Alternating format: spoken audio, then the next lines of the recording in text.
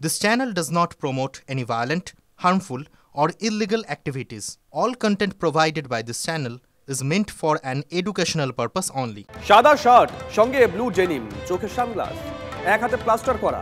অস্ত্রোপচারের 5 দিন পর হাসপাতাল থেকে ছুটি পেয়ে ঠিক এভাবেই আজ বাড়ি ফিরলেন সাইফ আলী খান। সূত্রের খবর, আপাতত কয়েকদিন তাকে সম্পূর্ণ বিশ্রামের পরামর্শ দিয়েছেন চিকিৎসকরা। অভিনেতার নিরাপত্তা আরও জোরদার করা হয়েছে। বাড়িতেই রক্তাক্ত, লীলাবতী হাসপাতালে অস্ত্রোপচার 5 দিন পর মঙ্গলবার।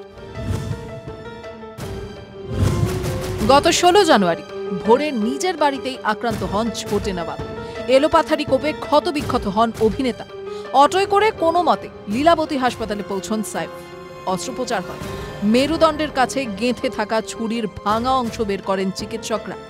লাগাতার পর্যবেক্ষণের পর গত সোমবার চিকিৎসকরা জানান, সবকিছু ঠিক থাকলে মঙ্গলবার ছুটি পাবেন অভিনেতা। এদিন সকালেই মা শর্মিলা থেকে স্ত্রী কারিনা, মেয়ে সারা হাসপাতালে পৌঁছে যান।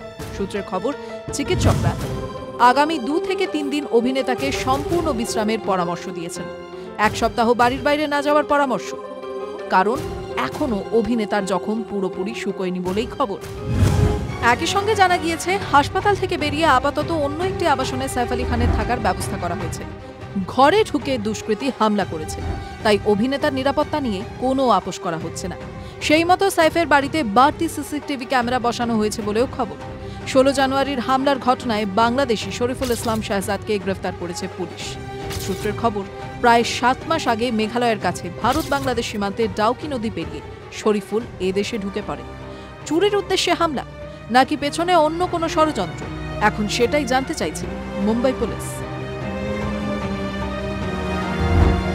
এই মুহূর্তে প্রশ্ন, শরীফুল কি একা নাকি তার নেপথ্যে আরও কয়েকজন রয়েছে?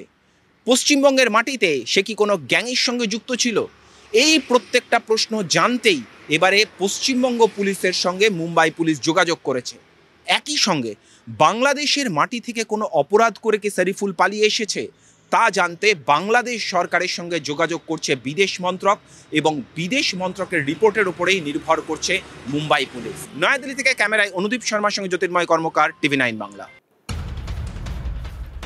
পুলিশের চোখে ধুলো দিয়ে পালালো আসামি। কালনা সুপার স্পেশালিটি হাসপাতাল থেকে আসামি উধাও। বড় খবর, বাইক চুরির ঘটনায় সুজয় মল্লিককে রিমান্ডে নিয়েছিল কালনা থানার পুলিশ।